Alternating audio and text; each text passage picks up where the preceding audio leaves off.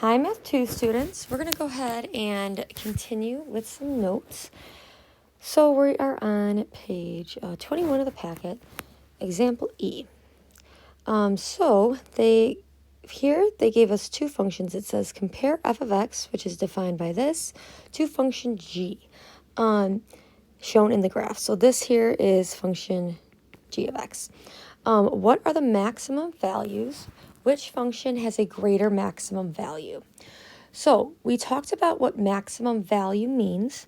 So when they're asking specifically for a max value or a min value, they want the y value of the vertex. All right, so that just means we need to find the vertex and give the y value. So for f of x, this guy is in standard form. The way that we're going to find the vertex from standard form is we are going to do negative b, change the color, negative b all over 2a. All right, that's going to give us our x value. Then we can plug that in to get our y value of our vertex. So we see that our b value is negative 0.6, and our a value is negative 0.3. So we're going to do opposite of b, which is just going to be positive 0.6, all over 2 times negative 0.3. And when I do this, remember, don't plug this all into your calculator at once. You want to make sure that you get like the bottom value first.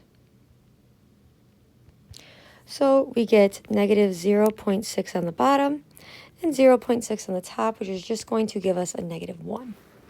So we know that for f of x, all right, the x value of our vertex is going to be negative 1.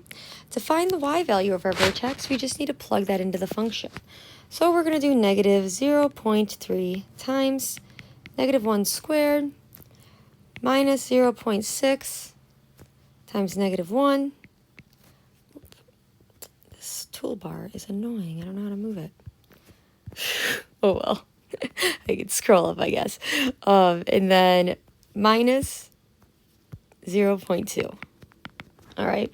So we're going to negative 0.3 times negative 1 squared minus 0.6 times negative 1 minus 0.2. And I got 0.01. So, and I guess it's important too to think about, like, is this going to have a max or a min value? Because they specifically asked max value. Well, we can see that our a value here is negative, so we know that for f of x, it's going to go down like a frown, which means we are going to have a max value. And for f of x, the max value is 0.1. Okay. Now, fortunately, it's a lot easier to find the max value for g of x.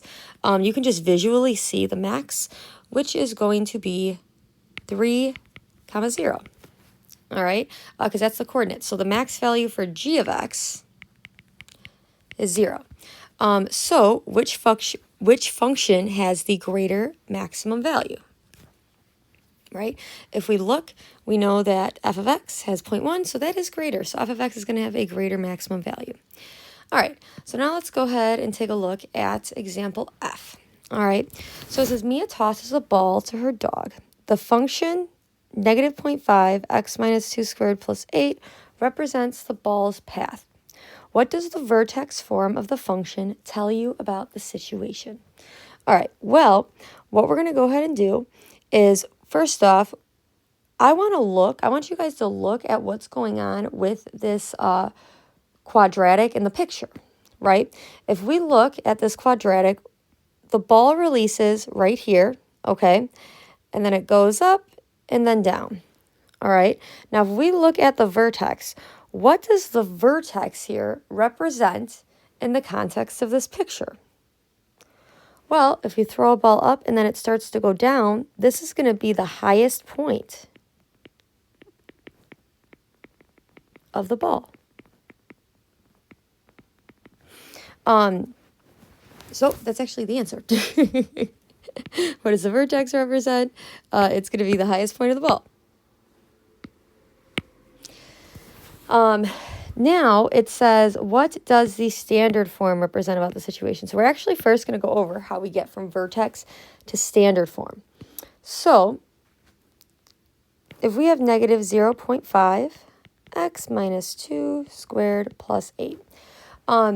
So what we need to do in order to get this to standard form is multiply the binomials, distribute, and combine like terms. So I just said a lot of stuff. Just watch. Make sure you copy it down, and you'll kind of see how to do it. So we're going to do negative 0.5. And if you recall, when you have something like this, when you're multiplying it out, you got to write it twice. All right. So what we're going to do is we're first going to go ahead and multiply this thing out here. So we get x squared minus 2x minus 2x plus 4. And then don't forget about the little guy in front there. So now we got negative 0.5, and then these combine. So we get minus 4x plus 4 plus 8. Now, it's really important that you follow PEMDAS here, right? We have to make sure that we multiply before we add and subtract. So we want to go ahead. Actually, I guess first, right, we do exponents. So we dealt with our exponents, then we're going to deal with multiplication, then we're going to deal with the addition on the outside there. So we go ahead and distribute this negative 0.5. So we're going to get negative 0.5 x squared plus 2x minus 2 plus 8. So, of course, if you don't know how to multiply this in your head, you're just go on your calculator, right? Negative 0.5 times negative 4. That's going to give you 2. Negative 0.5 times 4 gives you negative 2.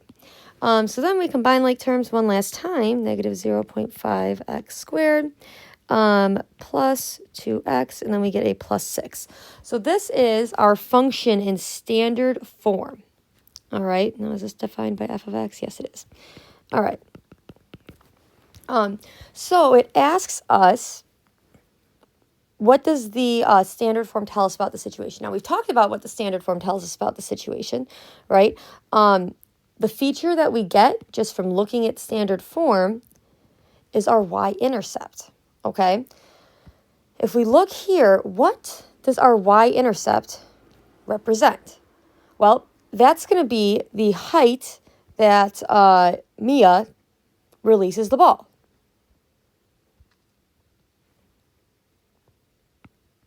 So we know that it tells us our y-intercept, and that is the height at which Mia releases the ball. All right. And then it says, how is the standard form of a quadratic function different from the vertex form? Well, we know that from the vertex form, we get the vertex, right? So if we had, let's see, so we had, it was negative 0.5, x minus 2, and then plus 8. Which means that from vertex form, we're going to get the max or min value, like a high or a low point. And then from the standard form,